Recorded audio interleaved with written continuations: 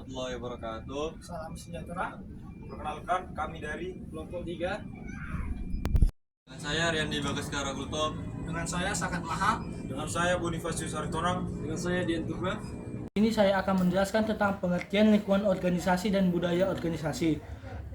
Organisasi dalam menjalankan aktivitasnya untuk mencapai tujuan tidak terlepas dari lingkungan eksternal dan lingkungan internal. Organisasi merupakan suatu wadah untuk memproses masukan menjadi keluaran. Lingkungan organisasi terdiri dari dua elemen, antara lain lingkungan khusus dan lingkungan umum. Lingkungan khusus disebut sebagai pihak yang terpengaruh secara langsung pada organisasi, seperti pemilik perusahaan, karyawan, pemasok, dan lain sebagainya, yang dapat mempengaruhi perusahaan secara langsung. Dan lingkungan khusus dibagi menjadi dua pihak, yaitu kepentingan internal dan kepentingan eksternal. Pihak berkepentingan internal adalah para karyawan, dewan direksi, dan pemilik. Sedangkan pihak yang berkepentingan eksternal termasuk pemasok, penyedia tenaga kerja, dan pelayan dan pesaing.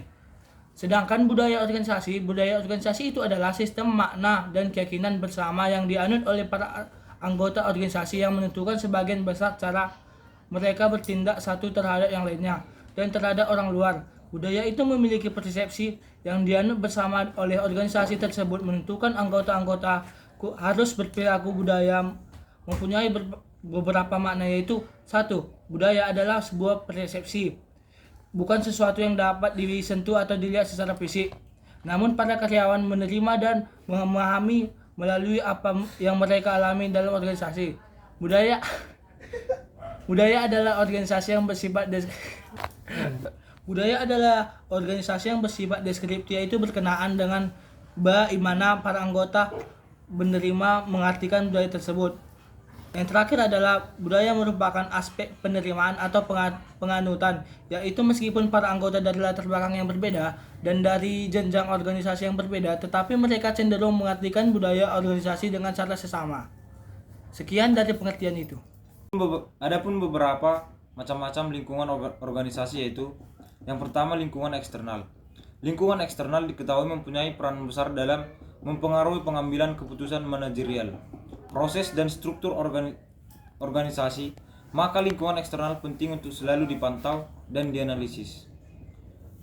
Lingkungan eksternal terdiri dari dua komponen, yakni lingkungan mikro dan lingkungan makro. Yang pertama, lingkungan eksternal mikro atau khusus.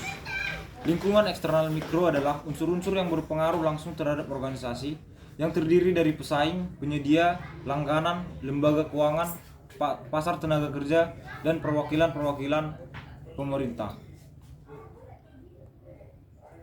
Yang kedua, lingkungan eksternal makro atau umum.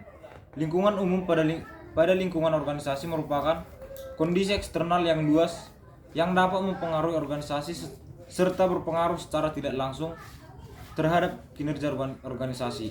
Lingkungan eksternal makro meliputi berbagai faktor, antara lain kondisi ekonomi, politik dan hukum, sosial budaya, demografi, teknologi, dan kondisi global yang mungkin mempengaruhi organisasi. Saya akan menjelaskan tentang budaya organisasi.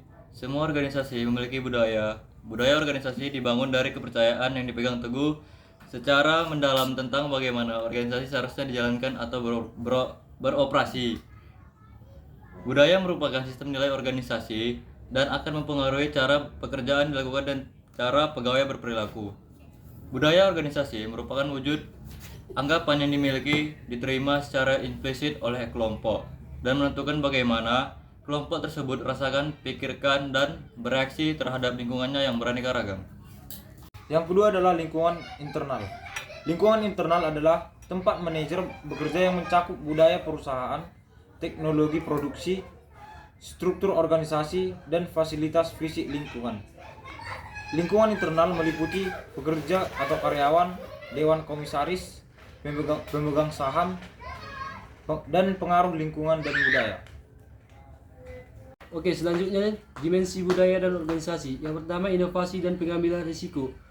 Kadar seberapa karyawan didorong untuk inovatif dan mengambil risiko. Yang kedua, perhatian pada detail, yaitu kadar seberapa karyawan diharapkan mampu menunjukkan ketepatan, analisis, dan perhatian pada detail. 3.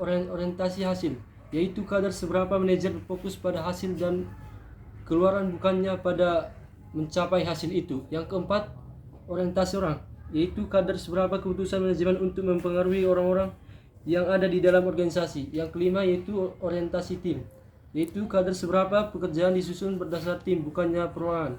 Yang keenam, keagresifan, yaitu kadar seberapa karyawan agresif dan bersaing daripada bekerja sama. 7. Stabilitas, yaitu kadar seberapa keputusan dan tindakan organisasi menekankan usaha untuk mempertahankan status. Lepet.